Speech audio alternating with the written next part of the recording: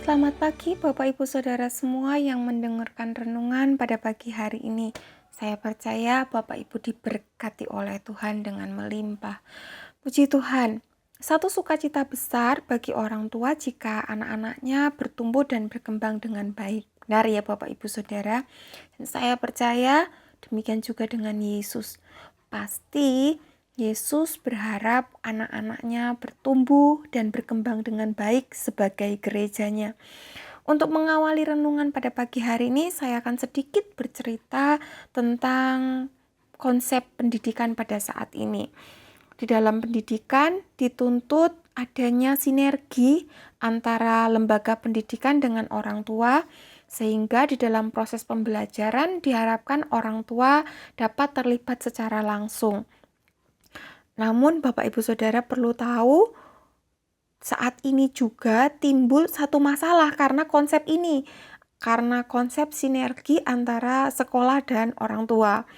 Masalah apa itu? Kalau Bapak Ibu mendengar, memperhatikan, Bapak Ibu akan tahu bahwa generasi saat ini dianggap sangat tidak mandiri. Jika Bapak Ibu Saudara adalah generasi tahun 70-an sampai awal tahun 2000-an, pasti orang tua Bapak Ibu Saudara jarang ada yang tahu apa yang Bapak Ibu kerjakan di sekolah. Benar ya? Hanya sebagian kecil saja orang tua yang tahu atau peduli apa yang dikerjakan anaknya, apa yang dilakukan anaknya ketika sekolah. Namun berbeda jauh dengan kehidupan saat ini, karena orang tua dituntut untuk tahu semua yang anaknya lakukan di sekolah, mulai dari jadwal, PR, tugas apapun, orang tua dituntut tahu.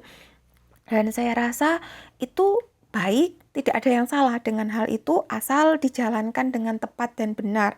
Sehingga pertumbuhan dan perkembangan anak-anak itu dapat berjalan dengan seimbang.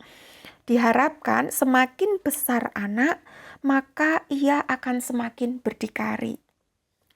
Mengapa saya mengawali ini pada renungan pada pagi hari ini? Saya membahas perihal dunia pendidikan ini karena ketika saya merenungkan kehidupan kekristenan saat ini, ada kemiripan gitu ya dengan kehidupan anak-anak sekolah. Mari kita renungkan sama-sama. Dalam Yohanes pasal 16 ayat 7 berkata demikian, "Namun benar yang kukatakan ini kepadamu, adalah lebih berguna bagi kamu jika aku pergi. Sebab jikalau aku tidak pergi, penghibur itu tidak akan datang kepadamu. Tetapi jikalau aku pergi, aku akan mengutus ia kepadamu."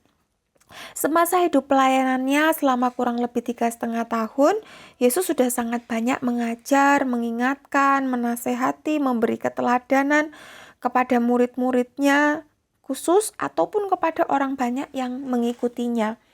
Bapak Ibu Saudara, bukankah satu harapan terbesar bagi orang tua ketika ia menasehati atau mengajar anaknya adalah anaknya dapat melakukan apa yang diajarkan? Benar ya?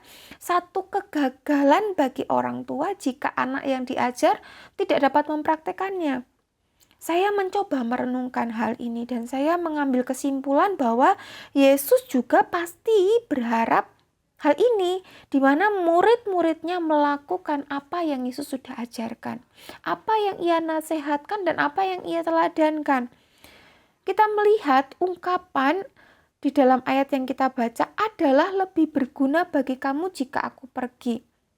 Ayat ini atau perkataan ini memiliki arti adalah satu jalan yang bijaksana yang sudah ditentukan untuk aku pergi ya.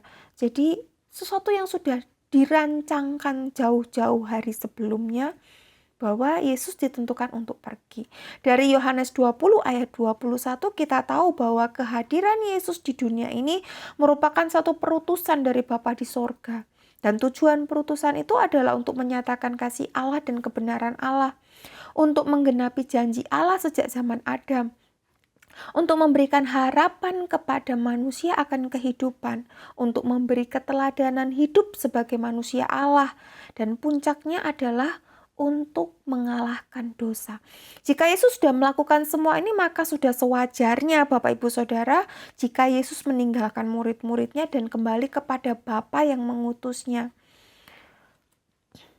Bapak Ibu Saudara, saya menggambarkan Yesus sebagai orang tua yang tahu akan apa yang dihadapi oleh anak-anaknya dan apa saja keperluan yang dibutuhkan dalam dunia ini.